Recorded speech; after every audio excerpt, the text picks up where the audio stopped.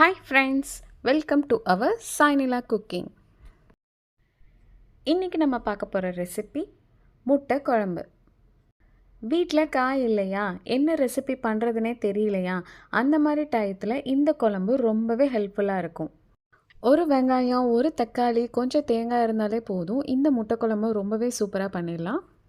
இந்த குழம்பு ரைஸ், சப்பாத்தி, இட்லி, தோசை எல்லாத்துக்குமே ரொம்ப சூப்பராக இருக்கும். வாங்க எப்படி பண்ணலாங்கிறது இந்த வீடியோவில் பார்க்கலாம். ஃபஸ்ட்டு இதுக்கு நம்ம தேங்காய் பேஸ்ட் அரைச்சி வச்சுக்கலாம். அதுக்கு ஒரு மிக்சர் ஜார் எடுத்திருக்கேன். அதில் அரை கப் துருவின தேங்காய் எடுத்து வச்சுருக்கேன். அதை இதில் சேர்த்துக்கலாம். சோம்பு ஒரு டீஸ்பூன் எடுத்து வச்சுருக்கேன். அதையும் நம்ம இதில் சேர்த்துக்கலாம். முந்திரி பருப்பு ஒரு 4, அதையும் இதில் சேர்த்துக்கலாம். அரைக்கிறதுக்கு தேவையான அளவு தண்ணி ஊற்றி நல்லா ஃபைன் பேஸ்ட்டாக இதை அரைச்சி எடுத்துகிட்டு வந்துக்கலாம். அரைச்சி எடுத்துகிட்டு வந்தாச்சு. பாருங்கள், இது மாதிரி நல்ல மையாக அரைச்சி எடுத்துகிட்டு வந்துக்கோங்க. அப்போ தான் நல்லாயிருக்கும்.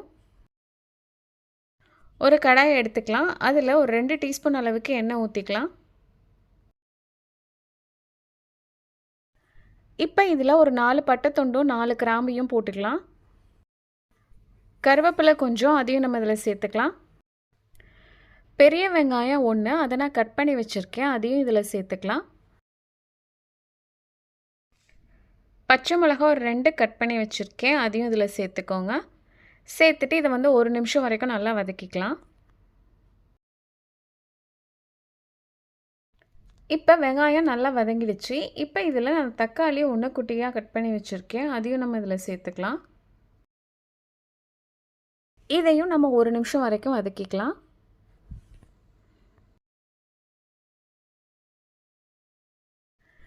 இப்போ பாருங்கள், நம்ம தக்காளி வந்து நல்லா மசிஞ்சு வந்துட்டு இந்த அளவுக்கு வதக்கிக்கோங்க. இப்போ இதில் இஞ்சி பூண்டு பேஸ்ட் வந்து ஒரு 2 டீஸ்பூன் எடுத்து வச்சுருக்கேன். அதை நம்ம இதில் சேர்த்துக்கலாம். சேர்த்து இதையும் நம்ம வதக்கிக்கலாம். இப்போ இதில் நம்ம தூள்லாம் சேர்க்க ஆரம்பிச்சிடலாம். மஞ்சள்தூள் ஒரு அரை டீஸ்பூன் சேர்த்துக்கோங்க. மிளகாய்த்தூள் ஒரு டீஸ்பூன் எடுத்து வச்சுருக்கேன். அதையும் இதில் சேர்த்துக்கோங்க. உங்களுக்கு காரம் அதிகமாக வேணும்னா நீங்கள் அதிகமாக சேர்த்துக்கோங்க. மல்லித்தூள் 2 டீஸ்பூன். நீங்கள் மிளகாத்தூள் எவ்வளோ சேர்க்குறீங்களோ அதே அளவு 2 பங்கு சேர்த்துக்கோங்க. அடுப்பை வந்து நல்லா லோ ஃப்ளேமில் வச்சுட்டு இதை 1 நிமிஷம் வரைக்கும் நம்ம வதக்கலாம்.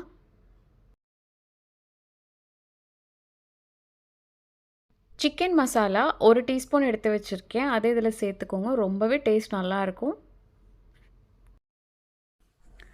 இப்போ இதில் நம்ம தண்ணி சேர்த்துக்கலாம். நம்ம குழம்பு எவ்வளோ வேணுமோ அந்தளவுக்கு நம்ம தண்ணி சேர்த்துக்கலாம். குழம்புக்கு தேவையான அளவு உப்பு சேர்த்துக்கலாம். நான் ஒரு 2 டீஸ்பூன் போட்டிருக்கேன். இப்போ இதை நம்ம நல்லா மிக்ஸ் பண்ணிடலாம். மூடி போட்டுக்கலாம். மூடி போட்டு தூளோட ஸ்மெல்லெல்லாம் போகணும். அதனால் ஒரு 5 நிமிஷம் வரைக்கும் இதை நல்லா நம்ம கொதிக்க வச்சுக்கலாம்.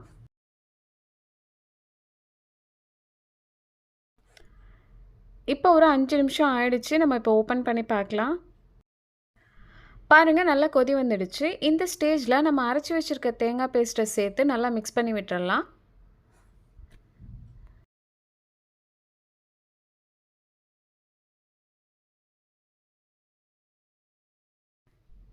இப்போ இதையும் மூடி போட்டு ஒரு 10 நிமிஷம் வரைக்கும் நல்லா கொதிக்க வச்சு எடுத்துக்கலாம். அப்போ தான் அந்த தேங்காயோட வாசனைலாம் போய் நல்லாயிருக்கும்.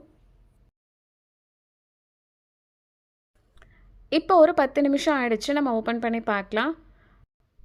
குழம்பு நல்லா திக்காயிடுச்சு. எண்ணெயும் பிரிஞ்சு வந்துட்டு இந்த ஸ்டேஜ் கரெக்டாக இருக்கும். உங்களுக்கு உப்பு பத்தலைன்னா இந்த ஸ்டேஜில் உப்பு கொஞ்சம் ஆட் பண்ணிக்கோங்க. இப்போ நம்ம அடுப்பை வந்து லோ ஃப்ளேமில் வச்சிடலாம். நான் இந்த குழம்புல மொத்தம் 3 முட்டை சேர்க்க போகிறேன். தனித்தனியாக எடுத்து வச்சுருக்கேன். இந்த மாதிரி எடுத்து வச்சு சேருங்க. அப்போ தான் வந்து முட்டையில் ஏதாவது ஓடு விழுந்தாலோ இல்லை முட்டை வீணாக போயிருந்தாலோ நம்ம செக் பண்ணி பார்த்துட்டு குழம்புக்குள்ளே போட்டுக்கலாம். நீங்கள் டைரெக்டாக முட்டையை உடச்சி போட்டிங்கன்னா குழம்பு ஃபுல்லுமே ஸ்பாயில் ஆகிடும். இப்போ நான் 3 முட்டையும் சேர்த்துட்டேன். முட்டைக்கு மேலே லைட்டாக நம்ம பெப்பர் தூள் தூவிக்கலாம். மூடி போட்டு ஒரு 5 நிமிஷம் மீடியம் ஃப்ளேமில் வச்சு நம்ம இதை குக் பண்ணி எடுத்துக்கலாம்.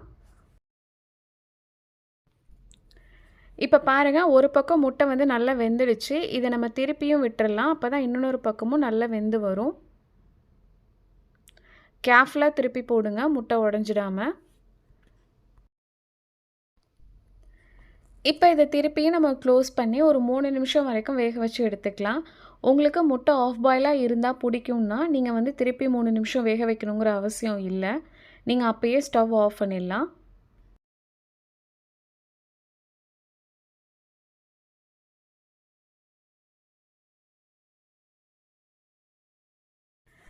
இப்போ 3 நிமிஷம் ஆயிடுச்சு. பாருங்க நம்ம முட்டை எல்லாமே நல்லா வெந்து வந்துடுச்சு. அதே மாரி முட்டை உடையவே இல்ல பாருங்க. எல்லாம் ஒண்ணா இருக்கு. ஃபைனலா இதில கொத்தமல்லி தழை சேர்த்து நம்ம ஸ்டவ் ஆஃப் பண்ணிடலாம்.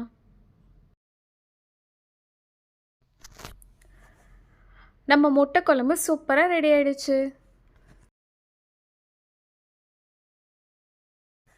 அவ்வளோதான் ஃப்ரெண்ட்ஸ், நம்மளோட சூப்பரான முட்டை குழம்பு ரெடி ஆயிடுச்சு பாருங்க. இதுக்கு ரொம்ப நேரம் ஆகவே இல்ல. ரொம்ப இன்கிரீடியன்ட்டும் தேவையே படல. ரொம்பவே சிம்பிளா, குயிக்கா இந்த குழம்பு நம்ம ரெடி பண்ணிட்டோம். டேஸ்ட் வந்து இது சிக்கன் குழம்புக்கு ஈக்குவலா இருக்கும். அதே மாரி பாருங்க நம்ம முட்டை போட்டது உடையவே இல்ல. அப்படியே அழகா வெந்து வந்திருக்கு. இது நீங்க சப்பாத்தி, பரோட்டா, சாதம், இட்லி, தோசை எது கூட சாப்பிட்டாலும் ரொம்ப சூப்பரா இருக்கும்.